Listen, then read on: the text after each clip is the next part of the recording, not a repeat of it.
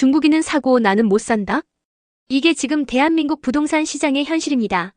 실수요자는 대출 한도 때문에 내 집 마련을 포기해야 하는데 외국인은 현금 들고 와서 규제 없이 집을 마음껏 살 수 있다면 이건 명백한 역차별 아닐까요?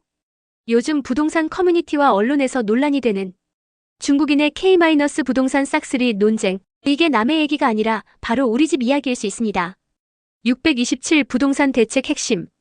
주택담보대출 한도 6억 원. 생애 최초 주담대 LTV 70% 제한. 주담대 이용 시 6개월 내 전입 의무화. 하지만 중국인은 적용 안 됨. 중국 은행에서 대출받아 한국 부동산을 매입. 국내 규제와 무관하게 구매 가능. 결론 내국인은 국내 규제에 묶이고 외국인은 규제 밖에서 자유롭게 매입 가능. 외국인 부동산 매입 시 내국인과 동일한 규제 적용 필요. 대출 자금 출처에 대한 투명한 확인 시스템 도입. 외국인 취득 시 신고 의무 및 보유세 강화 방안 마련. 국회 및 지자체 차원의 대응 입법 필요성 공론화. 외국인 집중 매입 지역 토지거래 허가구역 지정 확대. 강남 노른자 땅 지금 누가 사고 있는지 아십니까? 우리는 대출 막혀서 못 사는 사이 외국인들이 신고가를 만들어가고 있습니다. 서울 집값 너무 높아서 꿈도 못 꾼다. 그런데 그 집을, 그것도 강남 핵심지를 외국인이 현금으로 사고 있다면 어떨까요? 게다가 그들이 단기간에 집값을 수억씩 올리면서 시세를 만들어간다면요. 이건 단순한 부동산 거래가 아니라 시장 전체를 흔드는 게임의 룰이 달라지고 있는 상황입니다. 외국인이 보유한 국내 주택 수는 10만 채 이상. 그중 중국 국적자 비율이 50% 이상. 수도권 집중 매입, 특히 강남권 매수세가 최근 급증. 실거주 목적이 아닌 투자 목적, 가격에 연연하지 않음. 신고가 형성 시세 상승 시장 과열의 주범이 될 가능성.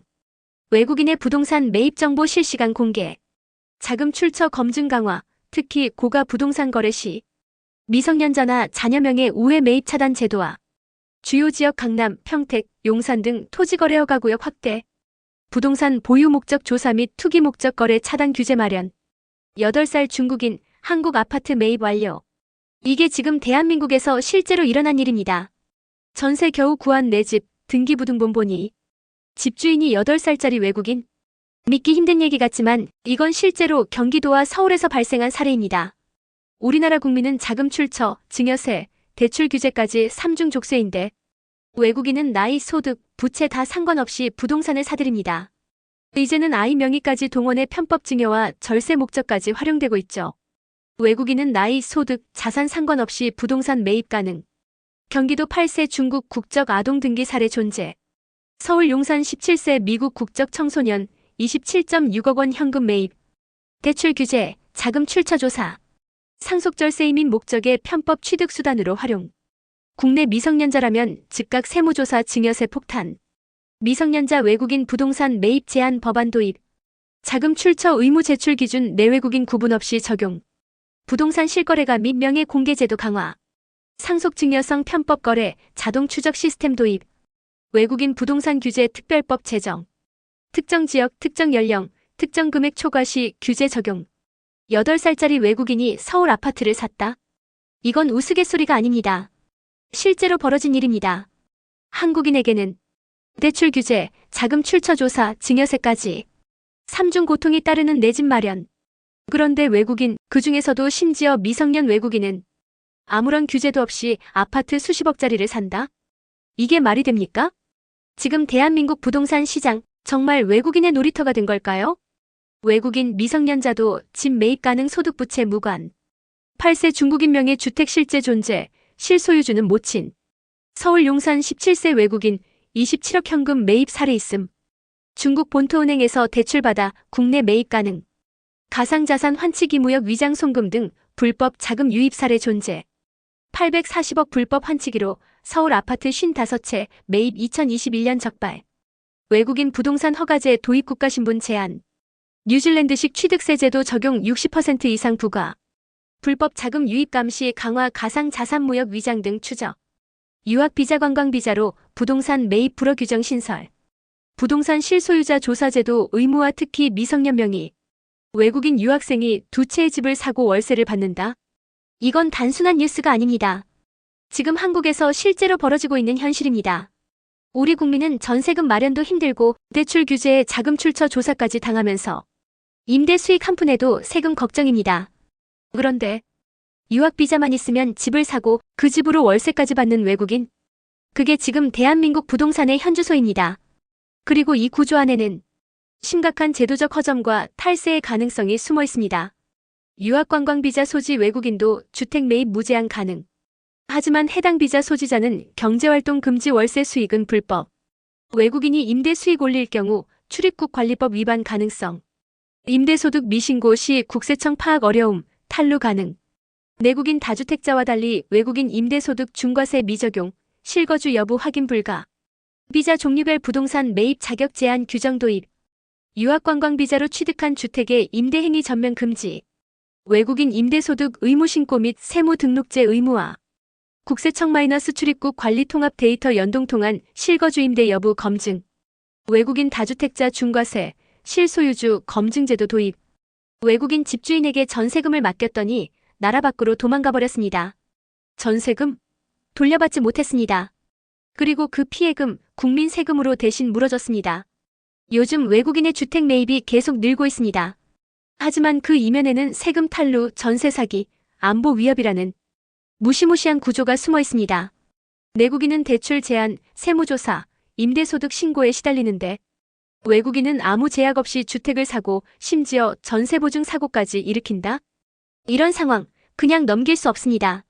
외국인 집주인 전세 사기 피해 규모 2021년 2023년 8월까지 52건, 피해 금액 123억 원. 이 중 64억 원은 국민 세금으로 운영되는 허그 HUG가 대위 변제. 외국인 집주인은 전세금 받고 출국 시 채권 추심 불가, 사실상 회수 불가능. 외국인 세입자 임대 시 세금 신고 안 하면 임차인은 연말정산 공제 불가.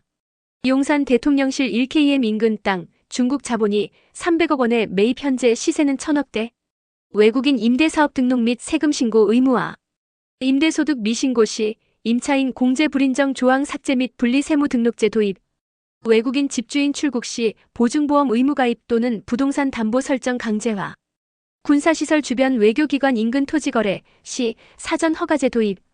HUG 대위 변제 시 외국 자산 회수 가능한 국제공조 시스템 구축 필요. 중국 큰손들이 서울 집값을 올리고 있습니다. 문제는 이게 단지 한국만의 문제가 아니라는 겁니다. 지금 세계 각국이 외국인 부동산 쇼핑을 막기 위해 강력한 조치를 도입하고 있습니다. 최근 중국인을 중심으로 한 외국인의 국내 부동산 매입이 급증하고 있습니다. 강남, 용산 같은 핵심 지역도 예외가 아닙니다. 내국인은 대출 막혀서 집을 못 사는데 외국인은 허가 없이, 세금 없이, 제한 없이 부동산을 사들이고 있습니다. 왜 이런 불균형이 발생하고 있는 걸까요? 다른 나라는 어떻게 대응하고 있을까요? 세계 주요 국가들 외국인 부동산 매입의 허가제 도입. 호주, 캐나다, 뉴질랜드 외국인의 기존 주택 매입 불허 또는 허가제 시행. 실거주 의무화 등 강력한 조건 부과. 집을 사려면 직접 거주해야 하며 임대나 투자 목적은 금지. 이유는 투기 방지, 자국민 주거 안정, 안보 위협 차단. 반면 한국은 허가제 없음, 실거주 요건 없음, 취득세 중과도 없음. 결과적으로 서울 한복판 용산, 강남까지 외국 자본 집중. 집값 상승 유도 신고가 형성. 내국인만 피해보는 구조. 외국인 부동산 허가제 즉각 도입. 핵심 지역 매입 시 실거주 조건 부과. 취득세 중과세율 예 60% 적용. 안보 및 외교시설 인근 부동산 거래 제한법 마련. 불법 목적의 자금 유입 시 외환관리법 형법에 따른 엄격한 처벌 시행. 용산 한복판의 땅이 중국 자본에 300억에 매입됐습니다. 그 위치는 대통령실, 미국 대사관, 외교시설과 1KM도 채 안 되는 거리. 이런 자산이 외국에 넘어가고 우리 국민은 대출도 못 받아 집 한 채 마련 못하고 있습니다. 이게 과연 정상적인 시장 구조일까요? 호주, 캐나다는 외국인 매입을 제한합니다. 한국은 아무 제한 없습니다. 외국인은 대출 없이 현금 구매.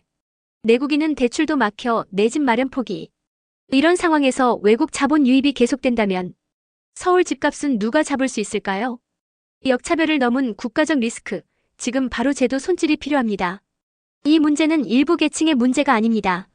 내 가족, 내 이웃, 다음 세대 모두의 문제입니다. 지금 영상을 공유해주세요. 더 많은 사람들이 진실을 알게 되어야 정부도 제도도 움직일 수 있습니다. 공감하셨다면 구독, 좋아요, 알림 설정 부탁드립니다. 당신의 한 번의 클릭이 제도를 바꾸는 첫걸음이 됩니다.